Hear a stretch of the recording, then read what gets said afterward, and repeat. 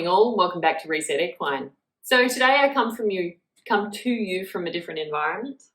The environment where I'm going to and come to work on me and my mobility and my fitness. And mainly my mobility. I use the gym, I go for runs and I also swim at times. But this is the place where I attend to my fascia and my musculoskeletal tissue to basically mean that I can do my job best for you guys. I can actually be the best human I can be for my horses, and my body works in the timing that I need it to for my brain. And while I was having my little mobility session this morning, I was having a little bit of a think about fascia, as one does. And I was thinking about the concepts that we often talk about as fascial release and myofascial release. Fascia is a very broad term for connective tissue effectively, and what it does is it provides structure to the the skeletal system. So when we're talking about fascia, of course that's including many things. It's including all the facets that make up the muscle tissue, including the muscle sheaths. We're looking at the tendon tissue, we're talking about the ligamentary tissue, and we're talking about the interconnected organ support systems that fascia also provides as well.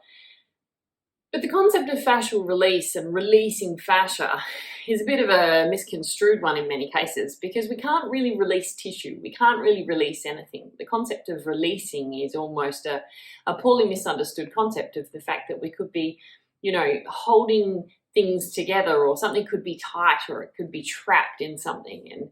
And this is a concept which often misconstrues the understanding of how we need to actively work with the tissue in the maintenance situation with our equine athletes, or also ourselves as athletes in the picture. So when we think about fascia, we need to stop thinking about it being stuck somewhere, basically. We need to stop thinking about it being entrapped by something. Yes, that is part of the picture, but we can't necessarily release it and magically create a result where it relaxes, basically. So if I've got a bit of tissue and I've got a bit of musculoskeletal tissue or fascia and it's holding tension effectively, and I come in here and I apply techniques to it and I push on it, I mobilize it and things like that, it's not going to suddenly become flaccid and release in a sense of itself. What will occur, however, is the surrounding fascia that is a part of that dynamic picture will be providing information and input to that tissue, which will keep it in a state of readiness, a state of contraction through, confusing nervous system responses provided by that surrounding fascia.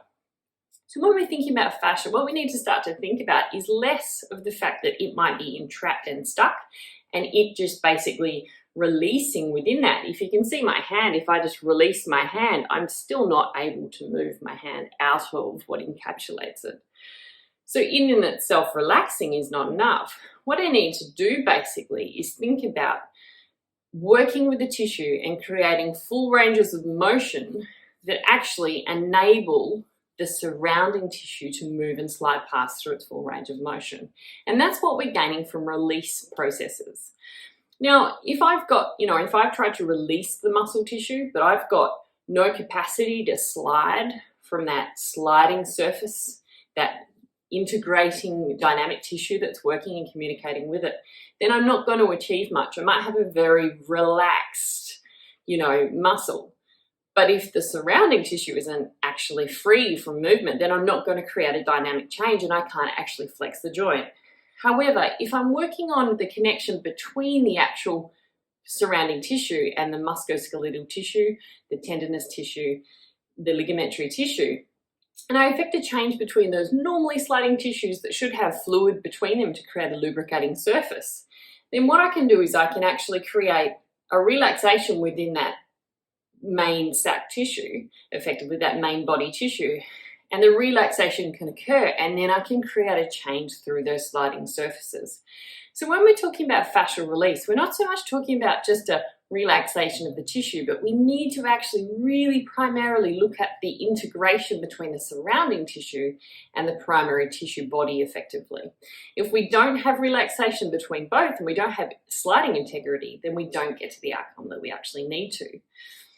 Now, when we're thinking about trying to gain that sliding integrity, so we're talking about those tissues that are effectively working dynamically to create that change, we can't necessarily be applying pressure. Pressure is an effective form of fascial mobilization because it's basically applying a pumping service. So once you apply pressure, you're pushing out the tissue, and then as you take the pressure off the tissue, it creates a localized reduction in pressure in the area. So your pressure gradient goes down, and as we know with science, everything goes down the concentration gradient. So where there is less fluid, more will go into. So that creates a change. However, it's fairly ineffective if you're actually trying to affect a change in the middle of the sliding area, but what is surrounding it is actually adhered and nothing can actually get past those tissue adhesions.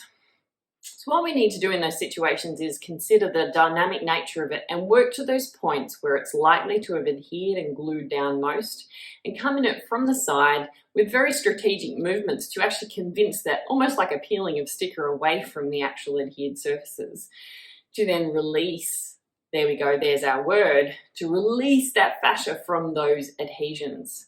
So getting away from the model of thinking, oh, we've got a tight muscle, we need to push it around and convince it to relax, and more thinking about what is actually making it contract, what is actually causing it to stay in that hyperreactive, up-regulated nervous system response, and look at perhaps what that surrounding tissue is actually saying to it.